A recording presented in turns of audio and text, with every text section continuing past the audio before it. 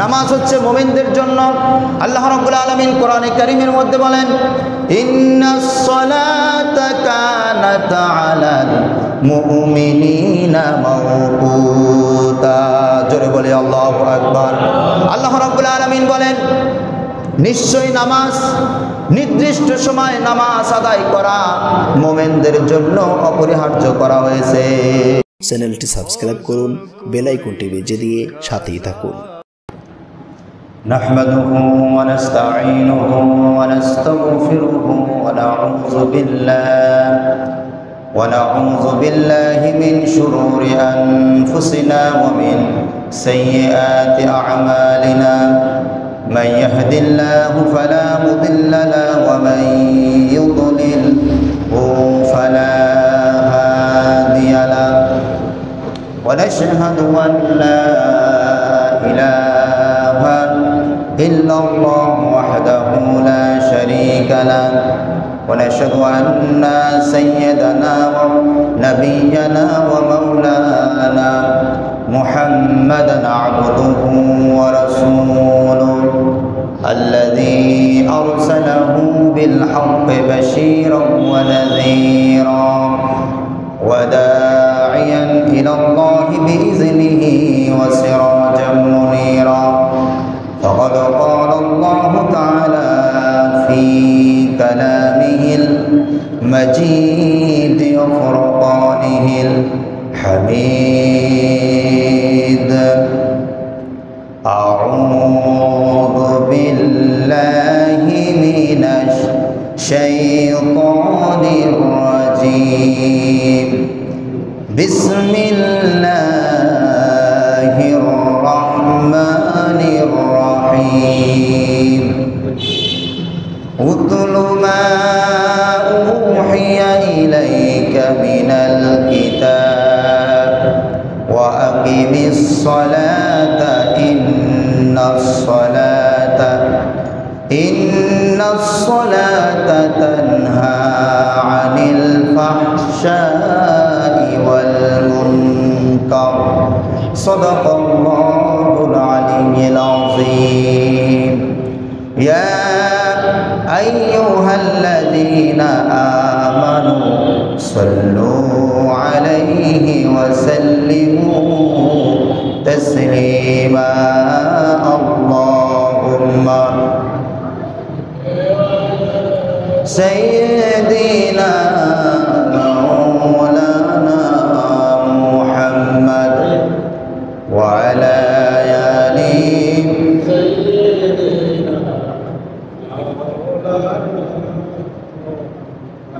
سيدنا شفيعنا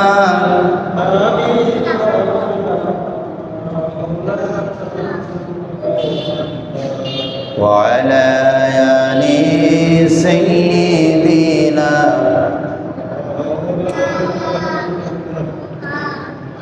بلغ العلا بكماله كشف الدجى بجماله حسنت جميع خصاله صلوا عليه وآله الحمد لله আমরা সর্বপ্রথম সেই মহান আল্লাহ পাকের দরবারে কালিমাতুশ শুকর আদায় করছি, যেই মহান আল্লাহ সুবহানাহু ওয়া তাআলা দয়া করে মায়া করে আজকের এই জুমার দিনে জুমার সালাত আদায় করার উদ্দেশ্যে মসজিদে আসার এবং বসার তৌফিক দিয়েছেন। আমরা সে আল্লাহ তাআলার দরবারে সকলেই পড়ছি আলহামদুলিল্লাহ। আমরা লক্ষ কোটি দরুদ এবং সালাম প্রেরণ করছি আমাদের সকলের প্রাণ প্রিয় নবী রাহমাতাল লিল আলামিনের ওপর। আমরা সবাই বলছি সাল্লাল্লাহু আলাইহি ওয়াসাল্লাম।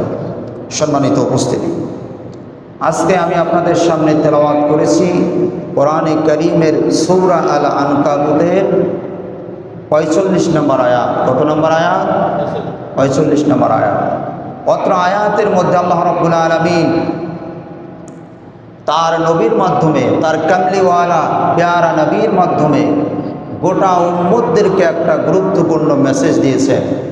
সেই মেসেজটা হচ্ছে, যদি আমরা সকল ধরনের অন্যায়, অশ্লীলতা, গর্হিত, নির্লজ্জ কাজকর্ম থেকে যদি আমরা বেঁচে থাকতে চাই, তাহলে আমাদেরকে নামাজ কায়েম করতে হবে। কি কায়েম করতে হবে?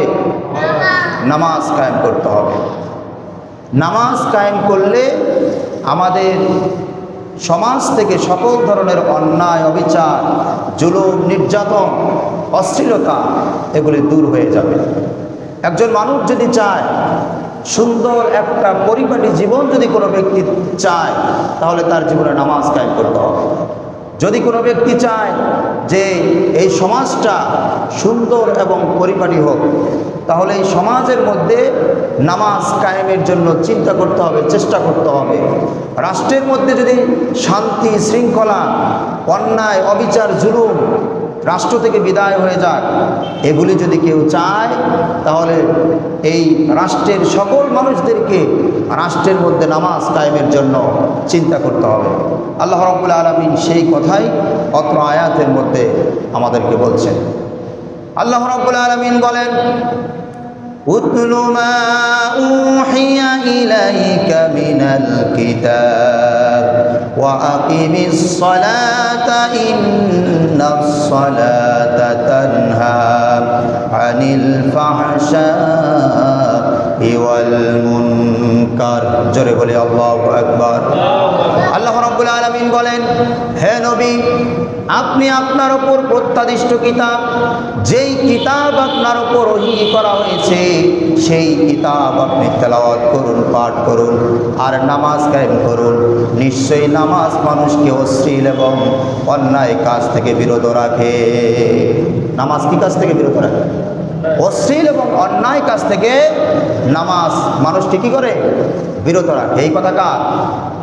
জোরে বলেন, এই কথা কার? আল্লাহ পাকের এই কথা। কিন্তু আমাদের সমাজের দিকে তাকান, আমাদের সমাজের দিকে তাকালে দেখা যায় যে অনেক নামাজি আছে যারা নামাজ পড়ে, কিন্তু নামাজ পড়ার পরেও এমন এমন বড় বড় অন্যায় করে, অশ্লীল কাজ করে, যেই অশ্লীল কাজগুলি, অন্যায় কাজগুলি যারা নামাজ পড়ে না, যারা বেনামাজি, তারাও করতে অনেকে ভয় পায়। এরকম কাজ অনেক নামাজ পড়ে এরকম ব্যক্তি করে। এরকম নামাজি আছে না নাই? জোরে কোন আছে না নাই? অনেক নামাজি এরকম আছে।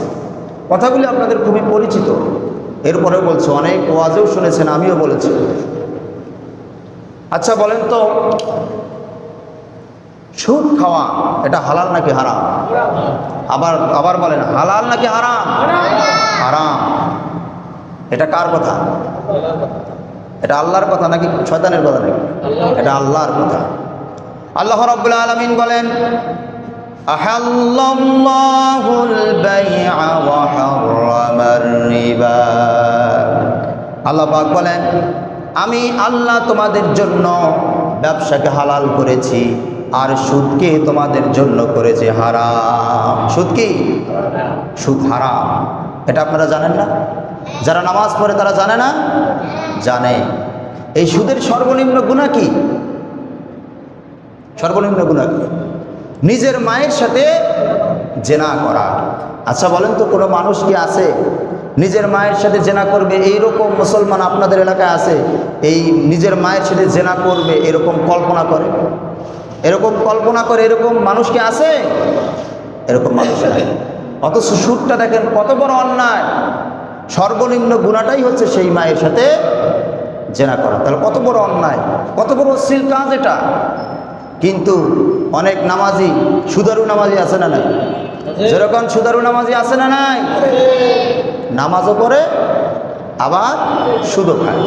এরপরে গত জুমাতেও আমি একটা কথা বলেছিলাম, যৌতুক নেওয়া এটা কি হালাল নাকি হারাম? আবার বলেন, হালাল নাকি হারাম? হারাম। কিন্তু অনেক নামাজি আছে যৌতুক নেয় কি নেয় না? নেয় না? যৌতুক নেয়। আপনার বিবেক, কোরআন হাদিস একটু পরেই রাখেন, একটু দূরেই রাখেন। আপনার বিবেকে কি বলে? যৌতুকটা কি?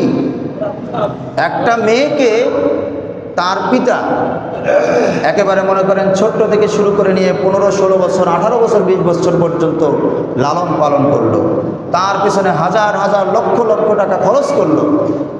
এখন সেই মেয়েকে আবার আপনি নিয়ে যাবেন আপনার বাড়িতে বউ করে, সেই পিতার কাছ থেকে জোর করে অথবা কৌশল করে টাকা আদায় করা অথবা যৌতুকের নামে বিভিন্ন সামগ্রী আদায় করা, এটা কি হালাল হতে পারে নাকি হারাম? আবার বলেন হালাল নাকি হারাম? কিন্তু এই হারাম, কত বড় হারাম দেখছেন আপনি, কত বড় অন্যায় করতেছেন। অথচ এই অন্যায়, এই হারাম, এই অশ্লীল কাজ নামাজিরা করে কি করে না? করে না। কেন করে? এর পেছনে কারণ কি? আমি যেটা গবেষণা করে বুঝেছি, এর পেছনে কারণ হচ্ছে, কোরআন হাদিস স্টাডি করে যেটা বুঝেছি, এর পেছনে কারণ হচ্ছে মানুষের নামাজ যে মানুষ পড়ে, নামাজের আগে যেই গুণাবলীটা মানুষের থাকার দরকার, ঈমান। নামাজের আগের গুণাবলীর নাম কি? নামাজের আগের গুণাবলীর নাম কি? ঈমান। হাদিসের মধ্যে এসেছে, রাসূল পাক সাল্লাল্লাহু আলাইহি ওয়াসাল্লাম বলছেন, বুনিয়াল ইসলামু আলা খামসিন, শাহাদাতিন আল্লা ইলাহা ইল্লাল্লাহ ওয়া ইকামিস সালাত। রাসূল পাক সাল্লাল্লাহু আলাইহি সাল্লাম বলছেন, ইসলামের স্তম্ভ হচ্ছে 5টা। ইসলামের স্তম্ভ কয়টা? ইসলামের স্তম্ভ হচ্ছে 5টা। 1 নম্বর স্তম্ভের নাম হচ্ছে লা ইলাহা ইল্লাল্লাহ অর্থাৎ ঈমান, আর 2 নম্বর স্তম্ভের নাম হচ্ছে নামাজ। 2 নম্বর স্তম্ভের নাম কি? 2 নম্বর স্তম্ভের নাম হচ্ছে নামাজ। 1 নম্বরটার নাম হচ্ছে ঈমান। সেই ঈমানের মধ্যে আজকে আমাদের সমস্যা হওয়ার কারণে আমরা নামাজ পড়ি, এরপরেও আমরা অন্যায় কাজ করি, এরপরেও আমরা অশ্লীল কাজ ছাড়তে পারি না। নামাজ হচ্ছে মুমিনদের জন্য, যার ঈমানের ঠিক নাই, যে ব্যক্তি ঈমান আনতে পারে নাই তার জন্য নামাজ নয়। কিন্তু সেই ঈমানটাই আমাদের মধ্যে নাই, অথবা আমরা যারা বলি আমরা ঈমানদার, ঈমানটা কি জিনিস আমরা ভালোভাবে সেটা বুঝি না। নামাজ হচ্ছে মুমিনদের জন্য।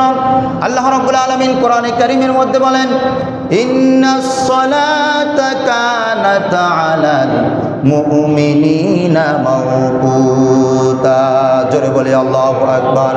আল্লাহ রাব্বুল আলামিন বলেন, নিশ্চয়ই নামাজ, নির্দিষ্ট সময় নামাজ আদায় করা মুমিনদের জন্য অপরিহার্য করা হয়েছে।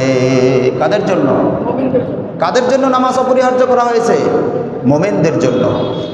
তাহলে যাদের মধ্যে এই আয়াত এবং হাদিস থেকে বোঝা যাচ্ছে নামাজের পূর্ব শর্ত কি? ঈমান। নামাজের পূর্ব শর্ত কি? ঈমান। সেই ঈমান আমাদের মজবুত না হওয়ার কারণে, সেই ঈমান আমাদের ঠিক না থাকার কারণে, সেই ঈমান কি জিনিস না বোঝার কারণেই আজকে আমরা নামাজও পড়ি, আবার কি করি? সুদের মতো অশ্লীল কাজও করি। নামাজও পড়ি, আবার যৌতুকের মতো হারাম, অন্যায়, অশ্লীল কাজও আমরা করে থাকি। ঠিক কিনা? আমাদেরকে নামাজ পড়ার আগে ঈমানটা কি জিনিস আমাদেরকে বুঝতে হবে। ঈমান কাকে বলে? ঈমানের সংজ্ঞা কি? ঈমানের পরিচয় কি? আমাদেরকে এটা বুঝতে হবে। ঈমান কাকে বলে? ঈমানের পরিচয় কি? আল্লাহ রাব্বুল আলামিন কোরআনে কারীমে সূরা তাওবার 111 নম্বর আয়াতের মধ্যে বলছেন, আল্লাহ রাব্বুল আলামিন বলেন, ইন্নাল্লাহা আশতারা মিনাল মুমিনিনা আনফুসাহুম ওয়া আমওয়ালাহুম বিআন্না লাহুমুল জান্নাহ। জোরে বলি আল্লাহু আকবার। আল্লাহ রাব্বুল আলামিন বলেন, নিশ্চয় আমি ঈমানদারের কাছ থেকে, মুমিনের কাছ থেকে জান এবং মালকে জান্নাতের বিনিময়ে কিনে নিয়েছি। বলেন সুবহানাল্লাহ। এই আয়াত থেকে বোঝা যায়, যদি কোনো ব্যক্তি নিজেকে ঈমানদার দাবি করে, নিজেকে মুমিন হিসেবে দাবি করে, তার জান এবং মাল কার কাছে বিক্রি হয়ে যায়? আরো জোরে বলেন, কার কাছে? আল্লাহর কাছে বিক্রি হয়ে যায়। সুতরাং একজন ঈমানদার ব্যক্তি, যে ব্যক্তি নিজেকে ঈমানদার দাবি করে, তার জান এবং মাল তার নিজের ইচ্ছায় খরচ করতে পারে না। তার জান এবং মাল কার ইচ্ছায় খরচ করতে হবে? আল্লাহর ইচ্ছায় খরচ করতে হবে। কিন্তু আজকে সমস্যাটা আমাদের এই জায়গায়, আমরা ঈমানদার, আমরা নামাজ পড়ি, কিন্তু ঈমানের এই অর্থটা আমরা বুঝি না। ঈমান মানে যে জান এবং মাল আল্লাহর কাছে বিক্রি করে দেওয়া। যারা নামাজ পড়ে অধিকাংশই এইরকম ঈমান আনে নাই। এরকম ঈমান আনছে? এরকম ঈমানদার খুব কম পাওয়া যাবে। আমরা ঈমান আনছি লা ইলাহা ইল্লাল্লাহ। মৌখিক ঈমান আনছি। কিন্তু ঈমান মানে যে জান এবং মাল আল্লাহর কাছে বিক্রি করে দেওয়া, ঈমান মানে যে জান এবং মাল আল্লাহর বিধান মোতাবেক আল্লাহর সন্তুষ্টির জন্য খরচ করা, এইটা আমরা অনেকে বুঝি না। আবার যারা বুঝি তারা কি করি না, তারা মানি না। এই কারণে আমরা নামাজ পড়ি, কিন্তু আমাদের নামাজের মাধ্যমে আমরা অন্যায় কাজ থেকে বিরত থাকতে পারি না। আপনারা একটু হিসাব করেন, আপনি যদি আপনার জান এবং মালকে আল্লাহর কাছে আপনি বিক্রি করে দেন, আল্লাহ যেভাবে খরচ করতে বলছেন সেইভাবে যদি আপনি আপনার সম্পদ খরচ করেন, তাহলে এরপরে যদি আপনি নামাজ পড়েন, যে আল্লাহর সন্তুষ্টির জন্য আপনি সম্পদ খরচ করেন, যে আল্লাহর কাছে আপনার জান আপনি বিক্রি করে দিয়েছেন, তাহলে আপনি সে আল্লাহ সুদ খাওয়া হারাম করে দিয়েছেন, সুদ খাওয়াকে নিষেধ করে দিয়েছেন, তাহলে কি আপনি নামাজ পড়ার পরে আপনি সুদ খাবেন? আর জোরে বলেন, সুদ খাবেন? যে আল্লাহর কাছে আপনি জান বিক্রি করে দিলেন, আপনার মাল বিক্রি করে দিলেন, সে আল্লাহ আপনাকে বলতেছে যৌতুক নেওয়া যাবে না, যৌতুক নেওয়া হারাম। আপনি নামাজ পড়ার পরে কি এরপরে আপনি যৌতুক নেবেন? যৌতুক নেওয়ার আর সম্ভাবনা আছে? কিন্তু সমস্যা কোথায়? সমস্যা খালি আমরা নামাজ পড়ি, কিন্তু আমাদের ঈমান কি নাই? ঈমানটাই আমাদের ঠিক নাই। ঈমানের মধ্যে আমাদের সমস্যা। আমাদের জান এবং মালকে কার রাস্তায় খরচ করতে হবে? কার সন্তুষ্টির জন্য খরচ করতে হবে? আল্লাহর সন্তুষ্টির জন্য। আল্লাহর সন্তুষ্টির জন্য আল্লাহর বিধান মোতাবেক খরচ করতে হবে। আল্লাহর সন্তুষ্টির জন্য কিভাবে ধন সম্পদ খরচ করলে সেটা আল্লাহর সন্তুষ্টির জন্য খরচ হবে? আল্লাহ রাব্বুল আলামিন কোরআনে কারীমে সেই কথা বলছেন। আল্লাহ পাক রব্বুল আলামিন বলেন, ইয়াসআলুনাকা মাযা ইউনফিকুন কুল মা আনফাকতুম মিন খায়রি ওয়ালিদাইনি ওয়াল আকরাবিনা ওয়াল ইয়াতামা ওয়াল মাসাকিন। জোরে বলি আল্লাহু আকবার। আল্লাহ রাব্বুল আলামিন বলেন, হে নবী, লোকেরা আপনাকে জিজ্ঞাসা করে, লোকেরা আপনাকে প্রশ্ন করে কোন জায়গায় কি সম্পদ আমি আল্লাহর রাস্তায় খরচ করবে, আপনি জবাব দিয়া দেন, আপনি তাদেরকে সুন্দর করে জবাব দিয়া দেন, তোমরা যেই ধন যেই সম্পত্তি আমি আল্লাহর রাস্তায় খরচ করো না কেন, তা যেন সর্বপ্রথম তোমাদের মা বাবার জন্য হয়। কার জন্য হতে হবে? সর্বপ্রথম বাবা মার জন্য হতে হবে। এরপরে নিকট আত্মীয়, এতিম, মিসকিন, মুসাফির, এদের জন্য হতে হবে। আচ্ছা বলেন তো, কোনো ব্যক্তি যদি তার ধন সম্পদ আল্লাহর খুশির জন্য নিজের মা বাপ, এরপরে নিকটতম আত্মীয়, এতিম, মিসকিন, পাড়া প্রতিবেশী, এদের জন্য যদি ধন সম্পদ খরচ করে, ওই ব্যক্তি আর এতিমের সম্পদ আত্মসাৎ করতে পারে? এতিমের সম্পদ আত্মসাৎ করার মতো এত বড় অন্যায় অশ্লীল কাজ ওই ব্যক্তি আর করবে? যেই ব্যক্তি আল্লাহর খুশির জন্য এতিমের জন্য সম্পদ আরও খরচ করে, ওই ব্যক্তি আরও এতিমের সম্পদ আত্মসাৎ করবে? পাড়া প্রতিবেশীর সম্পদ আত্মসাৎ করবে? করবে না। কিন্তু আজকে আমরা এইভাবে ঈমান আনি নেই। ঈমান মানে যে জানমাল আল্লাহর কাছে বিক্রি করে দেওয়া, এটা আমরা অনেকে জানি না। এই কারণে আমরা নামাজ পড়ি, নামাজ পড়ার পরে আবার অশ্লীল অন্যায় কাজ করি। ঠিক কিনা? আরো ধরে বলেন ঠিক কিনা? এরপরে দেখেন অনেক নামাজি আছে, দেখবেন ব্যবসা করে মানুষকে ঠকায়, আছে না নাই? জোরে কোন আছে না নাই? এগুলো কেন করে? কারণ ও তো আর জানমাল আল্লাহর কাছে বিক্রি করে নাই। ও শুধু দুনিয়া, কেমনে শুধু দুনিয়াতে একটু বড় হওয়া যায়, কত দ্রুত টাকাওয়ালার মালিক হওয়া যায়, ওর ধান্দা এইটা। নামাজ যে পড়তে আসে, তাও ওই নামাজের মধ্যে এসেও আল্লাহ মুখ দুনিয়া দে, আল্লাহ মুখ এই বিপদ থেকে বাঁচা, ওই বিপদ থেকে বাঁচা, মুখ দুনিয়া দে। দুনিয়া পাওয়ার জন্য নামাজটা ওই ব্যক্তি পড়ে, আছে না নাই? এরপরে আবার অনেক চিটার কাস্টমার আছে, বাটপার কাস্টমার আছে, বাকি খায়, এরকম কাস্টমার আছে না নাই? যেরকম আছে না নাই? 3-4 বছর আগে বাকি খাইছে, বাকি খাইতে খাইতে একবারে দোকানদারের একবারে মালামাল সব লুট করে নিছে। 5 লাখ 7 লাখ টাকা মুদিখানার দোকানে বাকি, সেই বাকির টাকা তুলতে পারে না দোকানদার। এক একটা দোকানে 5-6 হাজার টাকার বাকি খাওয়ার পরে ওই দোকানের সামনে দিয়ে আর হাঁটে না। কারণ দেখা হলে কি চাইবে? দেখা হলেই তো টাকা চাবে, এজন্য আর ওই দোকানের সামনে দিয়ে হাঁটে না, দূর দূর দিয়ে হাঁটে। এটাও একটা অন্যায় কি অন্যায় না? মানুষের কাছ থেকে আপনি বিপদে পড়ে আপনি ঠেকায় পড়েছেন, একজন দোকানদার আপনাকে বাকি দিল, সেই বাকির টাকা সেই মানুষের হালাল ব্যবসার টাকা, সেটাও যদি আপনি আত্মসাৎ করেন, সেটাও যদি আপনি ঘুরান, এটাও একটা কি, এটাও একটা অন্যায়। এটা কি? এটাও একটা অন্যায় কাজ, এটাও একটা অশ্লীল কাজ। আল্লাহ পাক আমাদেরকে বলছেন ইন্নাস সালাতা তানহা আনিল ফাহশাই ওয়াল মুনকার, নিশ্চয়ই নামাজ মানুষকে অন্যায় এবং অশ্লীল কাজ থেকে বিরত রাখে। কিন্তু এই যে আমরা বাকি খাচ্ছি, বাকি খাওয়ার পরে যে দোকানদারদেরকে আমরা এইভাবে ঠকাচ্ছি, দোকানদার পাওনা আমরা দিচ্ছি না, এই অন্যায় আমরা কেন করতেছি? করার কারণ হচ্ছে আমরা ঈমান কি জিনিস বুঝি নাই। ঈমান মানে যে আল্লাহর কাছে জান এবং মাল বিক্রি করে দেওয়া, এইভাবে আমরা ঈমান আনি নাই। আমরা মৌখিকভাবে লা ইলাহা ইল্লাল্লাহ পড়ে ঈমান আনছি। এই জন্য আমাদের ভেতরে নামাজের পরেও এই ধরনের অন্যায় অশ্লীল কাজগুলি আমরা করে যাচ্ছি। সম্মানিত ভাইয়েরা, আসলে আমি যে বিষয়ের উপর আলোচনা ধরেছি, এই বিষয়ে আলোচনা করতে গেলে অনেক লম্বা টাইমের দরকার আছে।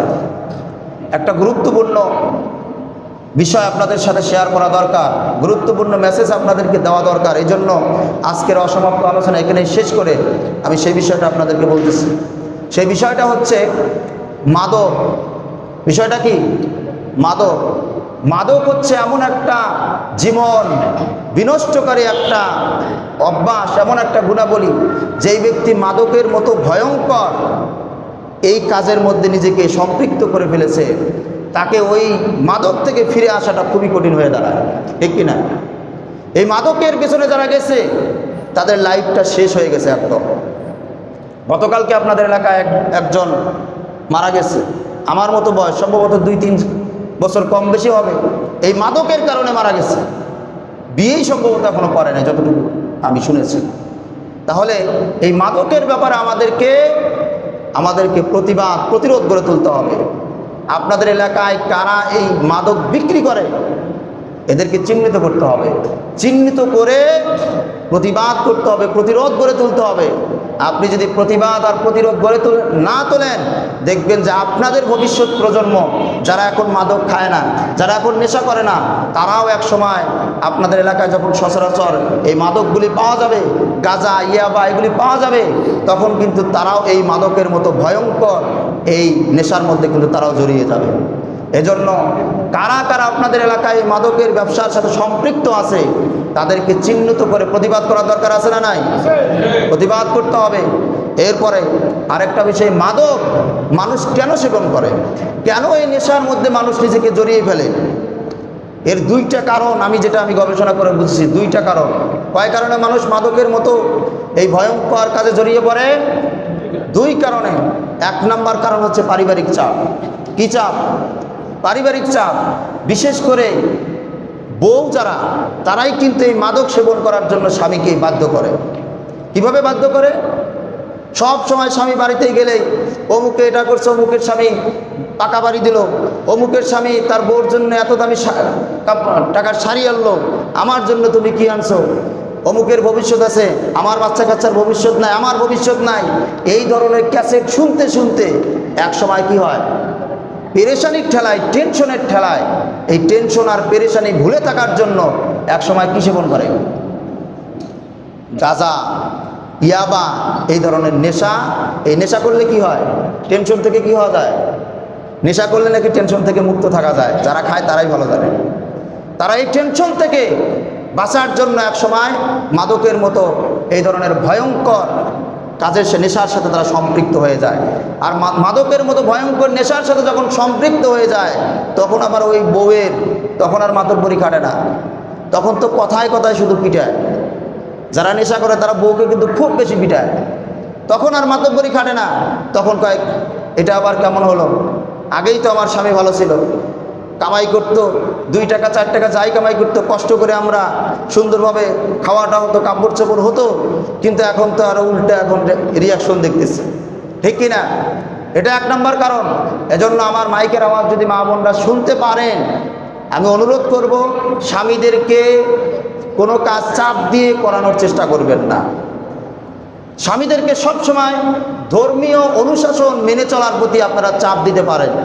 স্বামীদেরকে মসজিদমুখী বানাবার জন্য চাপ দেন, স্বামীদেরকে ধর্মীয় অনুশাসন মেনে যেন চলে, সেই ব্যাপারে আপনি চাপ প্রয়োগ করতে পারেন। কিন্তু দুনিয়ার অমুকে বাড়ি করছে, অমুকের বউর জন্য এটা আনছে, আমার জন্য আনতে পারো নাই, তুমি কেমন স্বামী, এই ধরনের চাপ আপনারা প্রয়োগ করবেন না। আর 2 নম্বর কারণ হচ্ছে ওই যে সঙ্গদোষ। কি দোষ? অনেকেই এই নেশা করে সঙ্গদোষের কারণে। এজন্য একটা আল্লামা শেখ সাদী রহমাতুল্লাহ আলাইহি একটা কথা বলতেন যে আতরওয়ালার সাথে ঘুরলে আতর কেনার যদি টাকা নাও থাকে তারপরও কি পাওয়া যাবে? আতরের ঘ্রাণ পাওয়া যাবে। আপনি যদি নেশাখোরের সাথে ঘোরেন, এক সময় আপনাকে নেশাখোর বানাবেই। সৎসঙ্গে স্বর্গবাস, আর অসৎ সঙ্গে কি? সর্বনাশ। এজন্য যারা অসৎ ছেলে আছে, অসৎ যারা এই এলাকায় আছে, যারা মাদকের সাথে জড়িত, যারা নেশা করে, এদের থেকে আমাদের দূরে থাকতে হবে।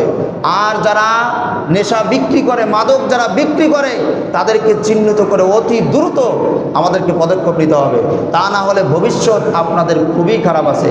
এমনও সময় আসতে পারে, দেখবেন যে ছেলেকে বিয়ে করাবেন, যখনই শুনবে যে আপনাদের এলাকার নাম, মেয়ে বিয়ে দেবে না। হতে পারে কি পারে না? নেশাখোর এলাকায় কি মেয়ে বিয়ে দিবে? আবার আপনাদের মেয়েকে যে বিয়ে দিবেন সেটাও কিন্তু করতে পারবেন না। এজন্য সময় থাকতেই আমাদের প্রতিবাদ করতে হবে, প্রতিরোধ করতে হবে। যারা মাদকের সাথে সম্পৃক্ত আছে তাদেরকে এই ব্যাপারে অ্যাকশন নিতে হবে। প্রয়োজনে পুলিশ প্রশাসনের সাথে কথাবার্তা বলে এদের বিরুদ্ধে যেইভাবে মাদক নির্মূল হয় সেইভাবে আমাদের পদক্ষেপ গ্রহণ করতে হবে। আর এলাকায় যদি এই ধরনের কোনো